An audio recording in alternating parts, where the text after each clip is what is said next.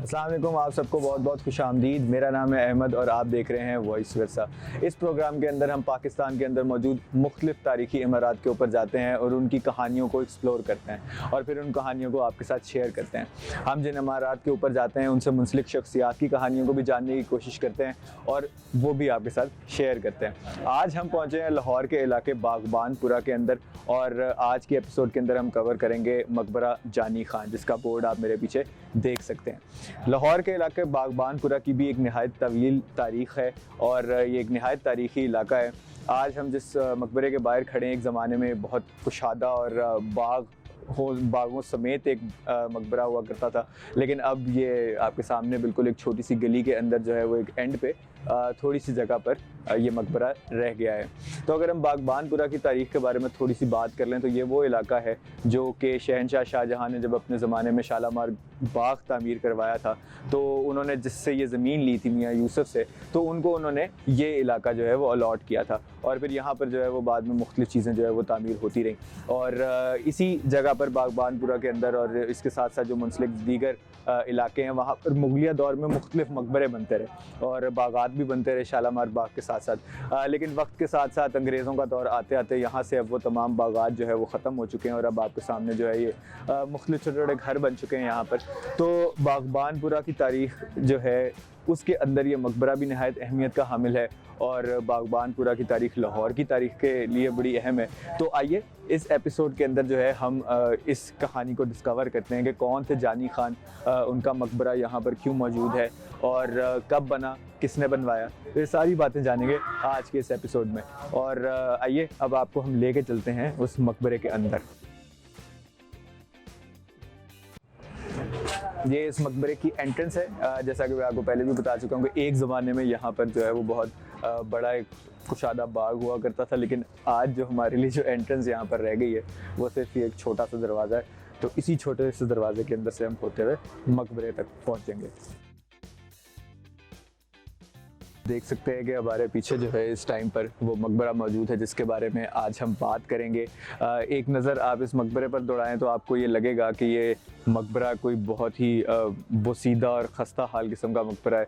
आज ये इस हालत में मौजूद है, लेकिन एक ज़माने में ये काफ़ी शानदार मकबरा हुआ करता था और इसके ऊपर जो है ओरिजिनल काम जो है वो काफ़ी हद तक जो है सर्वाइव कर रहा है आज तक और ये काफ़ी यूनिक है। कुछ मकबरों जो दीगर मुग़ल मकबरे हैं छोटे लाहौर के अंदर मौजूद है उनके मुकाबले में काफ़ी यूनिक चीज़ है कि किसी मकबरे पे ओरिजिनल काम जो है वो इतना ज़्यादा सर्वाइव कर रहा है। हमने पहले जितने भी मकबरे कवर किए हैं उनके अंदर ज़्यादातर जो ओरिजिनल आर्ट वर्क था वो ख़त्म हो चुका है। इसके अंदर भी काफ़ी हद तक जो है वो नीचे से अगर आप देख रहे होंगे तो काफ़ी हद तक ख़त्म हो चुका है, लेकिन ऊपर की साइड पे बाहर की जानिब भी और अंदर की जानिब भी अभी भी काफ़ी ज़्यादा जो ओरिजिनल आर्ट वर्क है, फ्रेस्को का काम हुआ हुआ है पेंट से, वो आज भी सर्वाइव कर रहा है। तो आइए चलते हैं इस मकबरे को एक्सप्लोर करते हैं और इस मकबरे के साथ मुंसलिक जो शख्सियत हैं उनको भी एक्सप्लोर करते हैं।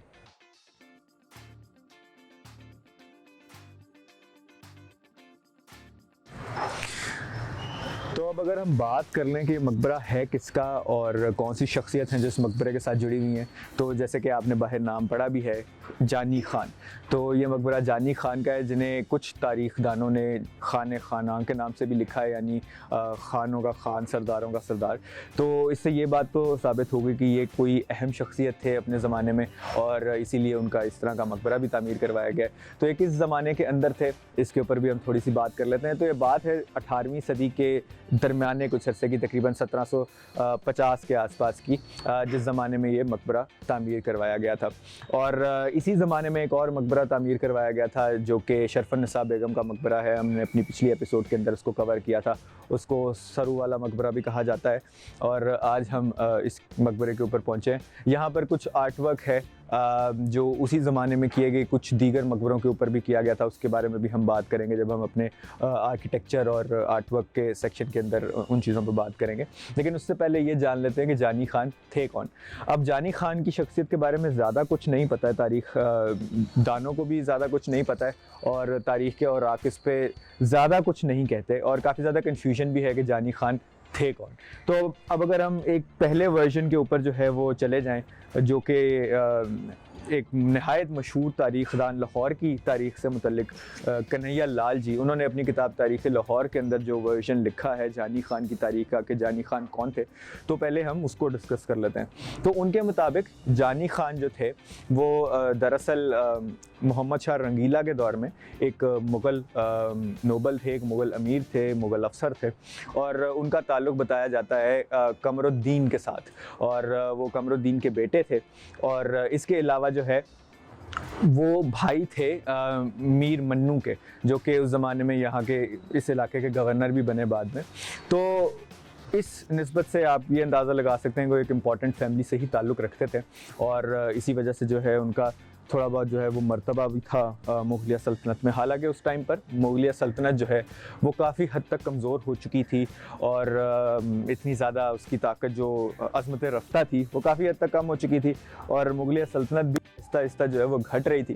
तो इस पस मंज़र के अंदर जो है बहुत सारे मुख्तलिफ़ जो दीगर इलाकों के लोग थे, इलाकों की फ़ौजें थी हिंदुस्तान के अंदर भी और हिंदुस्तान से बाहर भी, वो मुग़लिया सल्तनत के इलाकों के ऊपर जो है वो हमले कर रही थी। इनमें एक बहुत बड़ा नाम जो है वो है दुरानी एम्पायर के लोगों का, और दुरानी एम्पायर के जो मुख्तलिफ़ रूलर्स थे उन्होंने यहाँ पर मुख्तलिफ़ ज़मानों में हमले किए। आखिरकार बिलाखिर वो कामयाब हो गए थे, लेकिन हमारी कहानी के अंदर जो एक कहानी आती है उसमें ये है कि जानी ख़ान और मीर मन्नू जो हैं उन्होंने शिकस्त दी थी दुरानी फ़ौजों को, और इसी के बदले जो है उनको फिर बाद में काफ़ी ज़्यादा मकाम भी अता किया गया। मीर मन्नू को इस इलाके का गवर्नर भी बनाया गया, और फिर मीर मन्नू की जो कहानी है वो हम किसी और एपिसोड के अंदर डिस्कस करेंगे कि मीर मन्नू कौन थे।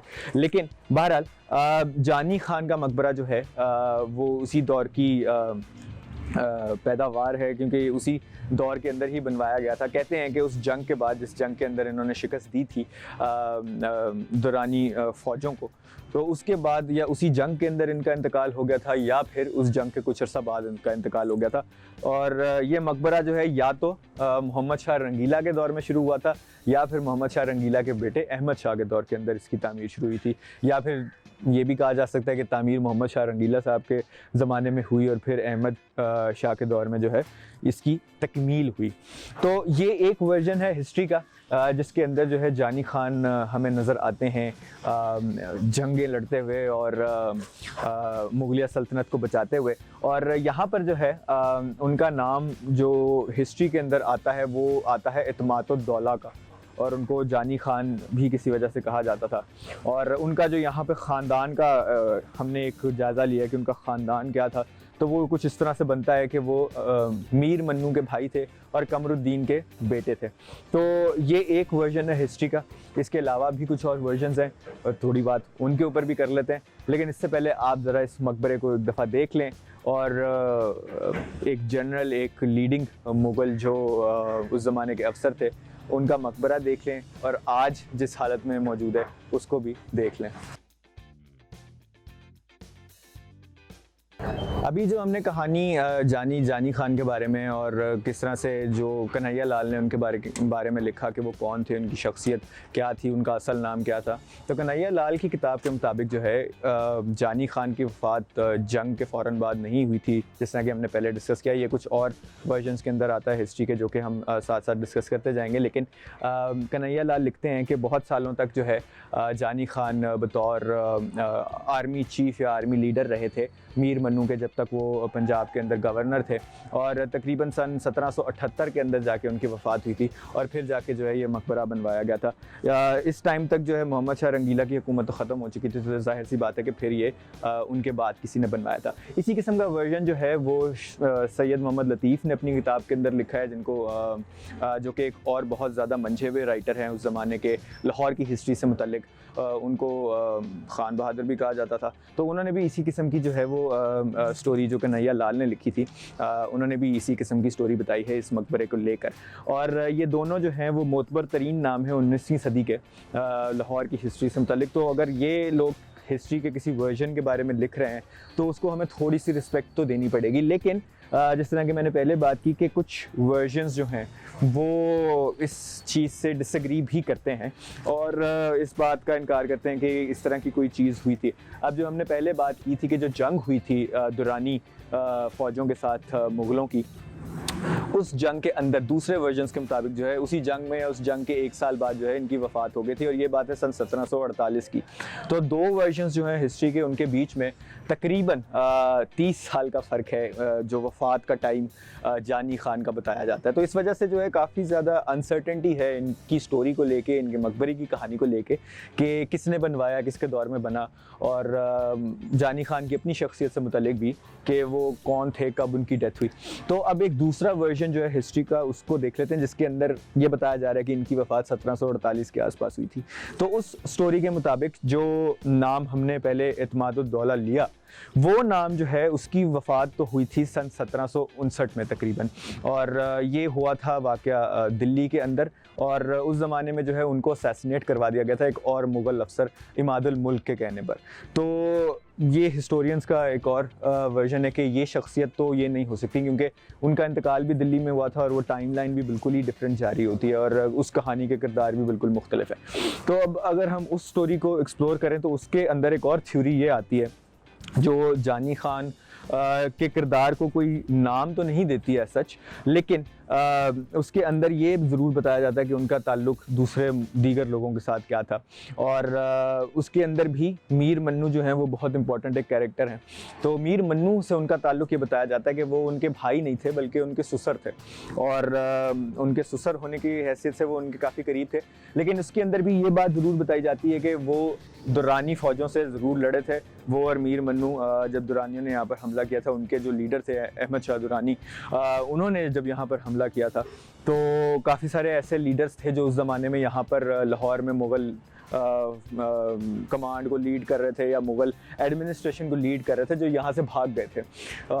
तो उनकी गैर मौजूदगी में जो है फिर उस वक्त के जो मुग़ल बादशाह थे मोहम्मद शाह रंगीला, उन्होंने ज़िम्मेदारी लगाई थी मीर मन्नू की और जानी खान की कि वो दुरानियों की फ़ौज उनसे लड़ें और उनको शिकस्त दें।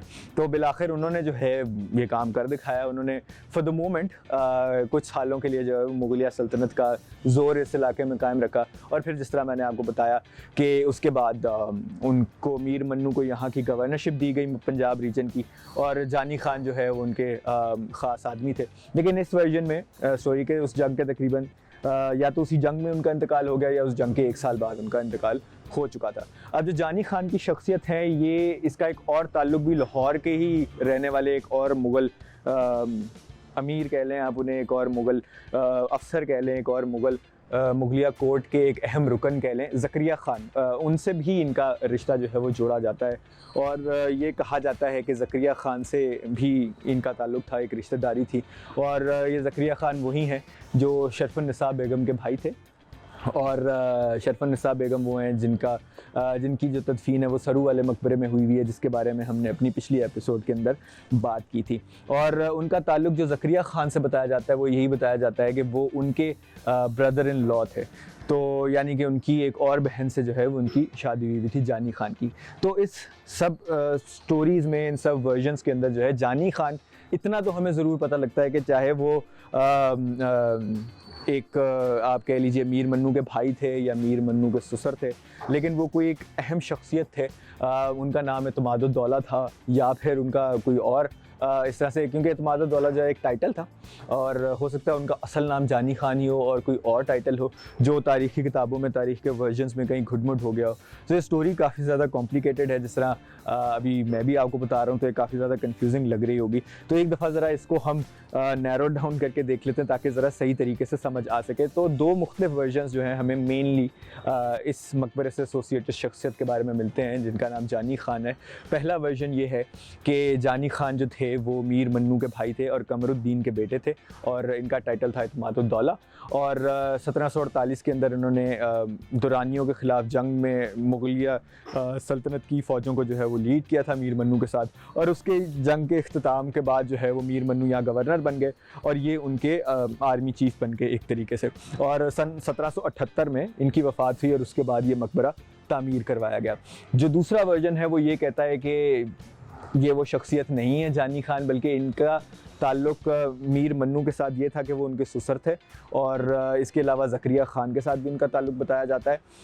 और उनकी वफ़ात इस वर्जन में सन 1748 की जंग के बाद फ़ौरन हो गई थी या उसी जंग के अंदर हो गई थी। तो ये इस मकबरे से जुड़ी हुई शख्सियत जो है जानी खान, इनकी कहानी है। तो आइए अब हम ज़रा थोड़ी सी इस मकबरे के बारे में बात कर लेते हैं, इस मकबरे के आर्किटेक्चर के बारे में बात कर लेते हैं, और इस बारे में बात कर लेते हैं कि आखिर ये मकबरा इस हालत में, जिस हालत में ये आज मौजूद है, वहाँ तक ये कैसे पहुँचा है। तो जी, हम इस मकबरे के आर्किटेक्चर के बारे में और इस मकबरे के ऊपर हुआ हुआ जो आर्ट वर्क है उसके बारे में बात करेंगे, लेकिन उससे पहले एक छोटी सी ब्रेक। तो हमारे साथ जुड़े रहिएगा, और जैसे ही हम ब्रेक से वापस आएंगे तो हम आपको इस मकबरे के आर्किटेक्चर और आर्ट वर्क के बारे में बताएंगे। वेलकम बैक नाजरीन। तो हम मौजूद हैं इस टाइम लाहौर के इलाके बागबानपुरा के अंदर, और वहाँ पर हम मौजूद हैं एक मकबरे के ऊपर, मुगलिया दौर का मकबरा है जिसका नाम है मकबरा जानी खान। अभी ब्रेक से पहले हमने बात की जानी खान के बारे में कि जानी खान कौन थे और जानी खान का पस मंज़र क्या है, उनकी शख्सियत का तारीख़ में। अब हम उनके मकबरे की आर्किटेक्चर की और उनके मकबरे से मुतल्लिक जो आर्ट वर्क उनके मकबरे के ऊपर किया गया है उसके बारे में थोड़ी सी बात करेंगे। तो यहाँ पर अगर हम सबसे पहले देख लें तो ये मकबरा जो है काफ़ी सारे दीगर मुग़ल मकबरों की तरह जो है एक आप समझ लीजिए सिमेट्रिक शक्ल के अंदर ही बनाया गया है। इसकी 4 साइड्स हैं जो कि एक ही तरह की हैं, सिमिलर हैं। और अगर हम इसकी स्कीम देख लें तो जो मेन बीच में जो एंट्रेंस है चारों साइडों से, वो एक आर्च है, ठीक है। और उस आर्च के अंदर जो है इस तरीके से डिज़ाइन बनाया गया है, जो कि सेमी सर्कल्स का एक डिज़ाइन बनता है, छोटा छोटा आर्क्स के अंदर, और ऊपर जाके जो है उसको एक तरह से आप समझ लीजिए गुंबद के साथ छवि दी हुई है कि जिस तरह ऊपर जाता है, लेकिन इस तरह पूरा नहीं है, आर्च की शक्ल में ही है। और ये स्कीम काफ़ी सारे और मकबरों के ऊपर भी यूज़ हुई है, मुगलिया दौर में भी, मुगलिया दौर के बाद भी और मुगलिया दौर के अलावा भी। तो ये काफ़ी एक कॉमन शेप है। और अगर आप इसके साथ साथ देखेंगे तो आपको यहाँ पर आज तक जो बचा हुआ कुछ आर्ट वर्क है वो भी ज़रूर नज़र आ रहा होगा। ये पेंट्स जो आपको पर्पल और ग्रीन रंग के जो पेंट्स हैं इसके साथ जाते जाते नज़र आ रहे हैं, और उसके बीच में आपको इस बिल्डिंग का जो बाहरी पेंट है, जो हो सकता है किसी ज़माने में मुकम्मल सफ़ेद हो, या हो सकता है तभी ऑफ वाइट ही रहा हो, लेकिन अब जो है इसका रंग ऐसा थोड़ा सा फीका पड़ गया है वक्त के साथ साथ। और अगर आप उसके ऊपर देखेंगे तो आपको थोड़ा सा पीला रंग नज़र आ रहा है। ये भी हो सकता है कि ओरिजिनली सफ़ेद रहा हो, और बारिशें पड़ने के बाद और पानी पड़ने के बाद जो है अब इसकी रंगत ऐसी हो गई है। क्योंकि अगर आप ऊपर देखेंगे बिल्कुल शेड की ऐसी जगह पे जहाँ पर जो है पानी कम आता है या कम चीज़ें जो है वहाँ पर पहुँच सकती हैं, तो वहाँ पर ये सफ़ेद है। लेकिन ये भी हो सकता है कि वहाँ से पेंट उतर गया हो। तो इस मकबरे के बारे में ये कहना कि इसका ओरिजिनल आर्ट वर्क किस किस्म का था, ये थोड़ा सा मुश्किल काम है। और अगर हम इसके इस साइड पर आ जाएँ तो यहाँ पर आपको नज़र आ रहा होगा, ये एक स्कीम यहाँ पे आपको नज़र आ रही होगी कि इस आर्ट के अंदर पहले ऊपर ज्योमेट्रिक काम किया गया है। ये वाला जो ज्योमेट्रिक पैटर्न है ये काफ़ी ज़्यादा मुग़ल साइट्स के अंदर यूज़ हुआ है। अगर आप नादरा बेगम के मकबरे पे जाएं वहाँ पे भी ये यूज़ हुआ है। इसके अलावा नूरजहाँ के मकबरे के अंदर भी ये वाला पैटर्न जो है वो यूज़ हुआ है।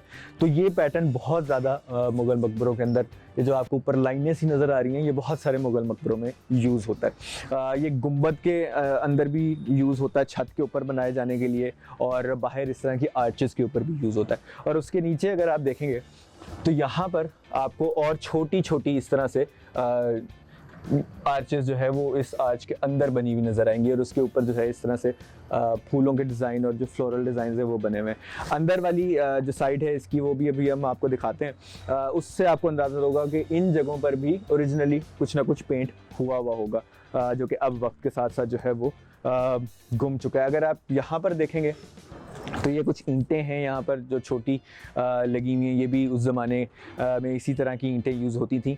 अब ये ईंटें ओरिजिनल है या किसी टाइम पर यहाँ पर कोई रेस्टोरेशन काम हुआ है अंग्रेज़ सरकार के दौर में या अंग्रेज़ सरकार के बाद जब पाकिस्तान आज़ाद हुआ है उस दौरान, तो ये कहा नहीं जा सकता। लेकिन मोस्ट प्रॉबेबली ये ईंटें जो हैं ओरिजिनल ही होंगी। अगर क्योंकि नई लगाई जाती तो फिर यहाँ काफ़ी ज़्यादा डिस्टर्बेंस नज़र आती, लेकिन वो इस तरह से जो है वो नज़र नहीं आ रही। और जो ओरिजिनल इसका डिज़ाइन है या स्कीम है वो सही ही नज़र आ रही है। लेकिन ये बईद क़यास नहीं है कि हो सकता है कि इस पे बाद में भी ईंटें लगी हों। और यहाँ पर अगर आप देखेंगे तो ये ट्रेडिशनल जो मुग़ल प्लस्तर जिस तरीके से बनाया जाता था वो यहाँ पर है। इसके अंदर जो है वो कंकर, चूना, दालें और मट्टी जो गारा होता है उसकी मदद से ये प्लस्तर बनाया जाता था। और इसी किस्म का जो डिज़ाइन है इस वाली आर्च का वो उस तरफ भी रेप्लिकेट हुआ हुआ है। और बीच के अंदर जो है इस तरीके से यहाँ पर भी नीशेस बनी हुई हैं उस, और यहाँ पर भी जो है वो काम हुआ होगा, क्योंकि अगर आप ऊपर वाली को गौर से देखें वहाँ पर, तो वहाँ पर जो है वो पेंट अभी भी सर्वाइव कर रहा है। और उधर भी वैसे ही कुछ डिज़ाइंस बने हुए हैं जैसे कि अंदर बने हुए हैं या कुछ और मकबरों के ऊपर बने हुए हैं। तो ये जो है इसकी बाहर वाली स्कीम है। और अगर आप उसके ऊपर एक दफ़ा दोबारा देख लें तो वहाँ पर ऊपर शेड को सहारा देने के लिए भी और डेकोरेशन के लिए भी इस तरह के जो है वो डिज़ाइंस बनाए हुए हैं जो बाहर निकले हुए हैं सपोर्ट के लिए चीज़ें, और उनके ऊपर भी जो है वो आर्ट वर्क किया गया। और इसी तरह यही पैटर्न जो एग्जैक्ट आप यहाँ पर देख रहे हैं ये बाकी तीनों साइड्स के ऊपर भी रेप्लिकेट हुआ हुआ है। तो आइए एक दफ़ा हम इस मकबरे को अंदर से देख लेते हैं और फिर जो है हम इसकी बाहर वाली साइड के बारे में दोबारा बात करेंगे। अब अगर इस मकबरे के अंदर आप आएंगे तो आपको एक हो सकता है बहुत बड़ा शॉक लगे, क्योंकि यहाँ पर जितनी भी कब्रें हैं वो कच्ची हैं। और अगर यहाँ आप नीचे फर्श भी देखेंगे तो वहाँ पर भी मिट्टी ही मौजूद है। गुमान यही है कि जो ओरिजिनल फर्श है वो इस मिट्टी के नीचे आज भी महफूज होगा, लेकिन हम गारंटी से नहीं कह सकते। हो सकता है कि सारी ईंटें और जो सारा फर्श है ओरिजिनल वो यहाँ से निकाल लिया गया हो। एक कब्र जानी खान की है, इसके अलावा जो है बाकी दो कब्रें जो हैं वो उन्हीं के ख़ानदान के दीगर लोगों की हैं यहाँ पर मौजूद। और इस मकबरे की एक नहायत स्पेशल बात यह है कि इस मकबरे के अंदर बहुत सारा ओरिजिनल आर्ट वर्क, अगर आप इसके इर्द गिर्द नज़र दौड़ाएंगे, अभी हम उसके बारे में बात करेंगे, तो बहुत सारा आर्ट वर्क जो है वो प्रिजर्व हुआ हुआ है अभी तक, क्योंकि यहाँ पर जो है वो किसी किस्म की प्रिजर्वेशन एफर्ट नहीं हुई आज तक। तो उसकी वजह से जो ओरिजिनल काम है वो काफ़ी हद तक सर्वाइविंग है। अब मैं इसलिए क्यों कह रहा हूँ कि प्रिजर्वेशन नहीं हुई तो यहाँ पर जो है वो महफूज है, वो इसलिए है कि जब प्रिजर्व करते हैं ऐसी साइट्स को तो आम तौर पर जो स्कीम होती है उसमें काफ़ी सारी जो प्लस्तर या इस तरह की चीज़ें उनको वो उतार देते हैं ताकि वो उसको प्रिजर्व करने के लिए जो उसके ऊपर दोबारा एक नई तय लगाएं। तो वो अक्सर उसके अंदर कुछ आर्टवर्क जो है वो खो जाता है या फिर ये होता है कि वो वक्त के साथ साथ गिर जाते हैं। तो इसमें ये है कि नीचे वाली साइडों से तो गिर चुकी हुई हैं चीज़ें, लेकिन ऊपर वाली साइडों पे जो है वो अभी भी सर्वाइव कर रहे हैं। तो अगर हम यहाँ से शुरू कर लें इस आर्च के अंदर, इसी तरह के डिज़ाइन जो है वो बाकी आर्चेस के अंदर भी हुए हैं। आर्चेस की अंदर वाली साइड पे जो मेन एंट्रेंस की अंदर वाली साइड है, तो यहाँ पर आप देख सकते हैं कि फूलों के खूबसूरत डिज़ाइन बने हुए। ये ट्रेडमार्क मुग़ल डेकोरेशन का स्टाइल है कि इस तरह के फ्लोरल डिज़ाइन जो बनाए जाते थे। मुगलिया आर्किटेक्चर क्योंकि दीगर इस्लामिक आर्किटेक्चर से काफ़ी ज़्यादा इंस्पायर्ड था, तो तस्वीर बनाने का जो कॉन्सेप्ट है स्पेशली मकबरों में और ऐसी जगहों पे जैसे मसाजिद वगैरह, तो वहाँ पर तस्वीर नहीं बनाई जाती ज़्यादातर। इस तरह के जो है वो फ्लोरल पैटर्न जो है वो बनाए जाते हैं या फिर ये ज्योमेट्रिक डिज़ाइन बनाए जाते हैं और फिर इनके अंदर जो है मुख्तलिफ शेप्स डाली जाती हैं। जिस तरह मैं कह रहा था कि जो बाहर आपको मैंने ज्योमेट्रिक पैटर्न दिखाया था जिसके बारे में कहा था कि काफ़ी ज़्यादा कॉमन है, उसी तरह आप देखेंगे कि वही पैटर्न जो है वो अंदर भी फॉलो हुआ हुआ है और उसके बीच में यहाँ स्टार की शेप है, स्टार के अंदर भी फूल बना हुआ है एक, और फिर इसी तरह दीगर कुछ शेप्स है उनके अंदर भी डेकोरेशन हुई हुई है। और अगर आप बिल्कुल यहाँ पे देखेंगे बीच में, तो यहाँ पर भी एक फीकी सी आपको सूरज जो है वो दिख जाएगी कुछ फूलों की। तो ये जो डेकोरेशन है यही कलर स्कीम, ये ग्रीन रेड का कॉम्बिनेशन जो है और कुछ और कलर्स का कॉम्बिनेशन जो है वो पूरे मकबरे के अंदर फॉलो हुआ हुआ है। तो अब अगर हम आपको इस साइड पे दिखाएं तो ये आप देख सकते हैं यहाँ पर भी जो है वो फूल पौधे और इसी तरह गुलदस्ते गुलदान जो है वो यहाँ पर भी बने हुए हैं और उनकी साइड्स पर जो है इस तरह से एक विंडो की जो है इसको छवि दी गई है और उसके बाहर जो है वो इस तरह के ब्राउन रंग के जो है वो पेंट्स बने हुए हैं। और जितनी भी नीशेस हैं यहाँ पर, नीशेस का मतलब होता है ये जिस तरह ये खाली जगह छोटी सी जो थोड़ी सी दीवार के अंदर धसी हुई है, इसको नीश कहते हैं। कई दफ़ा ये काफ़ी ज़्यादा बड़ी होती हैं अंदर वाली साइड पे, उसके अंदर आप चीज़ें रख भी सकते हैं। जिस तरह अक्सर कुछ घरों में भी होती हैं, पुराने घरों में ज़्यादातर हुआ करती थी कि वो दीवार के अंदर एक जगह बनाई होती थी उसके ऊपर चीज़ रखने के लिए, तो इसको नीश बोलते हैं ऐसी जगह को। और अगर आप देखें तो यही जो स्कीम है ये पूरे मकबरे में नीचे वाली साइड के ऊपर जो है वो फॉलो हुई भी है और इन्हीं कलर स्कीम्स और इन्हीं डिज़ाइन स्कीम्स को यूज़ करते हुए ये पूरा जो है वो पैटर्न बनाया गया। अब अगर हम इसके ऊपर वाली साइड की बात कर लें तो हम आपको यहाँ पर दिखा देते हैं। पहले अब अगर आप इसके अंदर गौर से देखें तो काफ़ी कॉम्प्लिकेटेड डिज़ाइन है इसके अंदर। अब थोड़ा सा ज़रा आपको तवज्जो अपनी जो है वो रखनी पड़ेगी ताकि हम इसके बारे में पूरी तरह से बात कर सकें। तो अगर आप इसके ऊपर देखेंगे, इस वाली लेयर के ऊपर डेकोरेशन की जहाँ पे नीशेज़ हैं, उसके ऊपर आपको नज़र आएगा एक पूरे मकबरे के इर्द गिर्द एक जारी है, एक लाइन सी, ठीक है, एक डिवीजन है ऊपर वाले पोर्शन और नीचे वाले पोर्शन के बीच में, जो ऊपर इसका गुंबद जो है वो जा रहा है। तो यहाँ पर आपको एक डिज़ाइन का पूरा पैटर्न जो है वो नज़र आएगा बिल्कुल साथ साथ सारी दीवारों के इर्द गिर्द। और अगर आप उसके ऊपर देखेंगे तो ये बेसिकली इसकी बाहर वाली साइड की ऊपर जो है वो गुंबद के बाहर जो है वो शेप निकली होती है और अंदर इसी तरह नीशेस रखी जाती हैं। तो उसके ऊपर अगर आप देखेंगे तो बड़े बड़े पैटर्न्स बने हुए हैं कुछ फूलों के। लेकिन जो इंटरेस्टिंग यहाँ पे डेकोरेशन का स्टाइल है वो अगर आप इस तरफ देखें, बिल्कुल इस साइड पर, तो यहाँ पर आपको एक पौधा नजर आएगा जो बिल्कुल सीधा लंबा बिल्कुल ऊपर जा रहा है। ये सरू का पौधा है या साइप्रस ट्री, और ये वही डेकोरेशन है जो सरू वाले मकबरे के ऊपर बहुत ज़्यादा रिपीट हुई है। वो तो पूरे मकबरे पे सरू की डेकोरेशन की हुई है। ये मकबरा उसके बाद ही बना है। हर वर्जन में हिस्ट्री के आप जिस भी वर्जन को देखें, उस मकबरे के बाद इसकी कंस्ट्रक्शन हुई है। तो हो सकता है कि वो डिज़ाइन था सरू वाला जो वहाँ पर बनाया गया था, उससे ही इंस्पायर होकर जो है वो इसका भी डिज़ाइन जो है वो किया गया हो। और अगर आप उसकी जो मेन साइड वाली आर्चेज़ है उसको अंदर देखेंगे ऊपर वाली साइड पे, तो वहाँ पर भी काफ़ी ज़्यादा कॉम्प्लेक्स पैटर्न्स बने हुए हैं फूलों के, गुलदस्तों के, और नीचे वाली साइड से थोड़े से डिफरेंट है। और इसी तरह से जो है वो पूरी स्कीम जो है वो मकबरे के चारों तरफ जो है वो फॉलो होती है। आप चाहे इस तरफ से चले जाएं या उस तरफ से चले। जी, तो अभी हमने बात कर ली नीचे वाले पोर्शन की, उससे ऊपर वाले पोर्शन की, और अब हम बात कर लेते हैं इसके बिल्कुल ऊपर वाले पोर्शन की, इस मकबरे के अंदर वाली साइड की और उसकी डेकोरेशन की, कि उसके ऊपर क्या हुआ है। तो अब अगर आप इस मकबरे की जो सेंट्रल हॉल है, इसकी स्कीम को अगर आप गौर से देखेंगे तो इसके अंदर जो है बाहर वाली साइड के ऊपर आपको टोटल 12 आर्चेज हैं, जिनमें से 4 जो है वो मेन एंट्रेंस की हैं, और इसके अलावा जो 2-2 हर मेन एंट्रेंस के साथ बनी हुई हैं जो कि बंद हैं। लेकिन जो अंदर उनकी स्कीम रेप्लिकेट उन्होंने ऊपर वाली साइड पे की है वो ये है कि मेन आर्च के ऊपर जो है वो तो आपको नज़र आएगा, जिस तरह से आप ये देख सकते हैं यहाँ पर भी, कि यहाँ पर आपको दिखेगा एक पूरी मेन आर्च के ऊपर एक और छोटी आर्च बनी हुई है।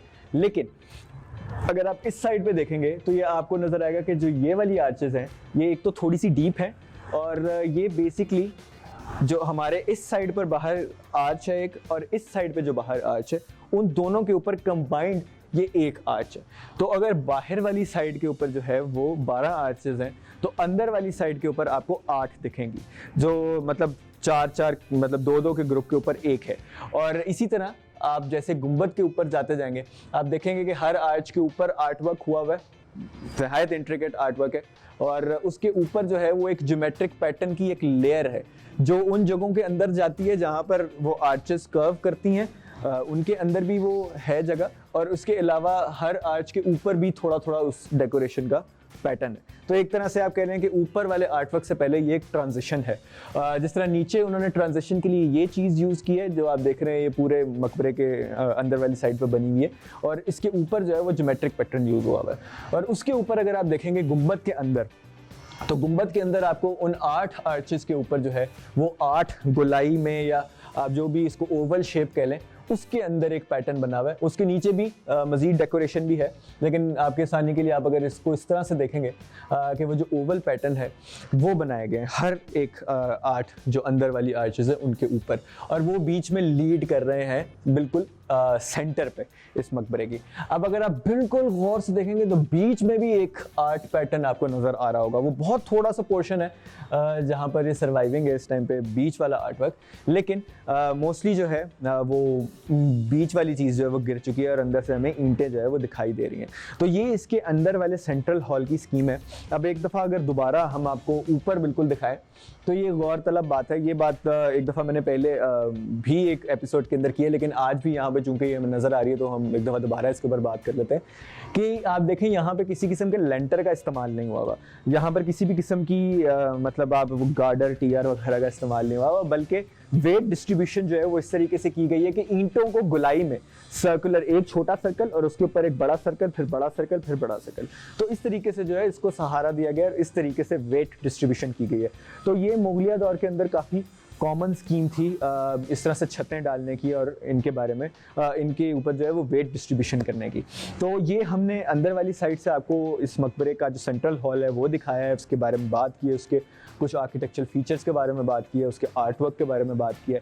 अब यहाँ पर हम लेंगे एक छोटी सी ब्रेक और ब्रेक के बाद हम बात करेंगे बाहर वाली साइड के ऊपर कुछ और आर्किटेक्चरल फीचर्स की। तो आप हमारे साथ जुड़े रहिएगा, एक छोटी सी ब्रेक के बाद हम वापस आते हैं, तब हम बात करेंगे इस मकबरे की बाहर वाली साइड के बकिया फीचर्स का। तो नाज़रीन वेलकम बैक। हम इस टाइम पर मौजूद हैं लाहौर के इलाके बागबानपुरा में मौजूद जानी खान के मकबरे के ऊपर। इस ब्रेक से पहले हमने बात की जानी खान के बारे में और फिर उसके बाद हमने इस मकबरे के आर्किटेक्चरल फीचर्स के बारे में बात की, हमने अंदर मौजूद आर्ट वर्क के बारे में भी बात की। अब हम थोड़ा सा आपको बाहर आके दोबारा इसके कुछ रिमेनिंग आर्किटेक्चरल फीचर्स के बारे में बताते हैं। तो आप अगर मेरे पीछे देख रहे होंगे तो आपको एक नहायत ही बड़ा सारा एक गुंबदनुमा एक चीज़ जो है वो इसका ऊपर वाला हिस्सा नज़र आ रहा होगा, लेकिन ये गोल गुंबद नहीं है, ये इस तरह से है कि ये ऊपर जाके यूँ जो है वो इस तरह से हो जाता है, पूरी तरीके से गोल नहीं है ये, तो थोड़ा सा चपटा हो जाता है। इस तरह के गुंबद भी जो है वो काफ़ी ज़्यादा मकबरों के अंदर जो लेटर मुग़ल पीरियड के अंदर, जिस तरह जो मेन मुग़ल पीरियड जैसे जहांगीर शाह जहाँ के दौर के बाद जो है वो इस तरह के गुंबद जो है वो काफ़ी सारे हैं। और अगर आप गौर से देखेंगे तो इसके ऊपर नहायत इंट्रिकेट जो है वो मोज़ेक वर्क हुआ हुआ है इसके गुंबद के ऊपर सारी साइड्स के ऊपर। और अगर हम यहाँ से आपको गौर से दिखा सकें तो उन्होंने बहुत बारीकी से जो है वही फ्लोरल पेंट जो पैटर्न्स अंदर पेंट से बनाए हुए हैं वही यहाँ पर जो है वो उन्होंने मोज़ेक वर्क के थ्रू बनाए हुए हैं। और ये नहायत ही टेक्निकल काम है जो कि बहुत मुश्किल है अगर आप इस पर गौर करें कि छोटे छोटे पीसीस के साथ उन्होंने काम करके इसको बनाया। तो जो नीचे वाली लेयर है उसके ऊपर एक ये फ्लोरल जो है वो पैटर्न्स नज़र आ रहे हैं आपको, उसके ऊपर जो है वो टाइल्स हैं ब्लू और येलो रंग की, जो कि काफ़ी ज़्यादा जो है वो मादूम हो चुका है, उनका कलर कुछ के ऊपर से तो बिल्कुल उतर चुका है। लेकिन ऊपर वाली साइड के ऊपर इसी तरह ये एक तरह से आप कह लें इसको जिगजैग कह लें या आप इसको वी या डब्ल्यू उल्टा कह लें, तो उस डिज़ाइन के अंदर जो है ये ऊपर तक ये फीचर्स जो है जा रहे हैं। और यही जो आप किसी भी और साइड से जाके देखेंगे तो वहाँ पर आपको ऐसे ही फीचर्स नज़र आएंगे इसके गुंबद के ऊपर बने हुए। तो यहाँ तक जो है हमने बात कर ली इस मकबरे के आर्किटेक्चर के बारे में और इस मकबरे से जो मुंसलिक कहानियाँ हैं उनके बारे में, जो शख्सियत इस मकबरे के साथ मुंसलिक हैं जानी खान उनके बारे में। लेकिन अब हम ज़रा इसकी कुछ और चीज़ों के ऊपर भी बात कर लेते हैं इस मकबरे से मुतल्लिक। जैसे कि मैंने इस एपिसोड के शुरू में भी कहा था कि एक ज़माने में इस मकबरे के इर्द गिर्द भी काफ़ी ज़्यादा एक कुशादा बाग था। और ये जिस इलाके के अंदर हम खड़े हैं बागबानपुरा, इस इलाके के अंदर बहुत ज़्यादा बाग हुआ करते थे, बहुत ज़्यादा मकबरे भी थे फिर बने उसके बाद, लेकिन बाग बहुत ज़्यादा थे। और इसी वजह से यहाँ पर जो है बागबानपुरा इसको कहा जाता है, क्योंकि यहाँ पर काफ़ी ज़्यादा बागबान भी रहा करते थे, बाग भी थे और बागबान भी यानी गार्डनर्स भी रहते थे। और यहाँ की एक बहुत मशहूर फैमिली मियाँ फैमिली जो यहाँ पर रहती थी वो भी काफ़ी ज़्यादा यहाँ पर मशहूर हुए और उनका भी एक तारीख़ में उस फैमिली का भी एक नाम है। तो ये इलाका जो है ये बागों का इलाका था, लाहौर को कहते ही बागों का शहर थे, तो उसके कई ऐसे इलाके थे जहाँ पर बहुत सारे बागात हुआ करते थे। अब इस इलाके में जो है इस विसिनिटी में सिर्फ एक शालामार बाग ही जो है वो बड़ा बाग बचा है, बाकी सारे बाग जो है वो टाइम के साथ साथ ख़त्म हो चुके हैं। हिस्ट्री के रिकॉर्ड्स के मुताबिक इस इलाके में जो इस जगह का बाग था उसकी कुछ एक गेटवे था, एक जिस तरह से आप कह लीजिए कोई एक एंट्रेंस थी, वो लेट 1800s या जो 19वीं सदी के आखिरी कुछ अरसे के अंदर वो भी उखाड़ दिए गए। और फिर इसके बाद मुख्तलिफ़ टाइमों में यहाँ पर मुख्तलिफ़ किस्म के कब्ज़े होते रहे और अब आपके सामने यहाँ पर कि क्या सिचुएशन है। और ये जो मकबरा इस हालत में मौजूद है, अभी यहाँ पर हमारे यहाँ के केयर टेकर साहब से भी बात हुई है, तो उनके मुताबिक यहाँ पर रेस्टोरेशन का काम भी जो है वो जल्द शुरू किया जाएगा। काफ़ी ज़्यादा मकबरों के ऊपर जो है लाहौर के अंदर मौजूद है उनके ऊपर रेस्टोरेशन का काम हुआ है अभी रिसेंट टाइम्स में, तो इसके ऊपर हम यकीन कर सकते हैं कि काम वाकई यहाँ पे होगा, क्योंकि रिसेंटली आर्कियोलॉजी डिपार्टमेंट और हुकूमत काफ़ी ज़्यादा सीरियस हुई है इन चीज़ों को लेके, तो वो इसके बारे में काफ़ी अच्छा काम कर रहे हैं। हम सराहते भी हैं उस काम को और उम्मीद करते हैं कि इस मकबरे के ऊपर भी जो है वो जल्द काम जो है वो शुरू करवाया जाएगा। और उम्मीद ये करते हैं कि इसके अंदर जो आर्ट वर्क है उसका जो है वो तहफ़्फ़ुज़ किया जाएगा और वो जो है ज़्यादा डैमेज नहीं होगा। तो ये आज की एपिसोड है और इस एपिसोड के अंदर हमने बात की जानी खान के बारे में, और जानी खान के मकबरे के बारे में, और फिर हमने उसका थोड़ा सा आपको बागबानपुरा जिस इलाके में ये मकबरा मौजूद है उसके बारे में भी हमने थोड़ी सी बात की। तो गुजारिश यही है हमेशा की तरह आपसे, आप यहाँ पे आइए, ज़रूर आइए, जितने अपने दोस्तों और फैमिली वालों के साथ आ सकते हैं आइए, हिस्ट्री को एक्सप्लोर कीजिए इस शहर की। यहाँ पर तरह तरह की इमारत हैं तारीख़ी, जिन जो अपनी तारीख़ अपने अंदर समेटे हुए बैठी हुई हैं, और आपकी मुंतज़र हैं कि आप वहाँ आएँ और उनको एक्सप्लोर करें। लेकिन जब भी आप इन साइट्स को एक्सप्लोर करने आएँ तो कभी भी यहाँ पर वॉल चॉकिंग ना करें, यहाँ पर डैमेज ना करें चीज़ों को, और अगर हो सके तो इसकी जो दीवारें हैं, जो आर्टवर्क है, उनको हाथ लगाने से गुरेज़ करें, क्योंकि कई दफ़ा ऐसा होता है कि काफ़ी नाजुक होती हैं चीज़ें, तो आप अगर उसको हाथ ज़्यादा ज़ोर से लगाएंगे तो हो सकता है कि कुछ पोर्शन उसका टूट के गिर जाए नीचे। तो ये एक गाइडलाइन है, आप हमेशा अपने जहन में रखिए इसको। और जितनी भी, अगर आपके इर्द गिर्द कोई ऐसी इमारत है, आप किसी ऐसे इलाके में रहते हैं जहाँ कोई ऐसी तारीख़ी इमारत मौजूद है, तो उसका ख्याल रखिए। अगर वहाँ पर कोई गंद कचरा फेंका हुआ है लोगों ने तो कोशिश करेंगे उसको साफ़ कर दें। ये वाली साइट तो आर्कियोलॉजी डिपार्टमेंट के अंडर है, तो यहाँ पर साफ़ सफाई है, लेकिन कुछ साइट्स ऐसी हैं जो डिपार्टमेंट के अंडर नहीं है, तो वहाँ पर भी जो है ख़ास ख्याल रखें। वहाँ पर अहले इलाका, अहले मोहल्ला की ज़िम्मेदारी आती है, तो आप लोग इन चीज़ों का ख्याल रखें। ये कौमी विरसा है और इसकी हिफाजत हम सबका फ़र्ज़ है।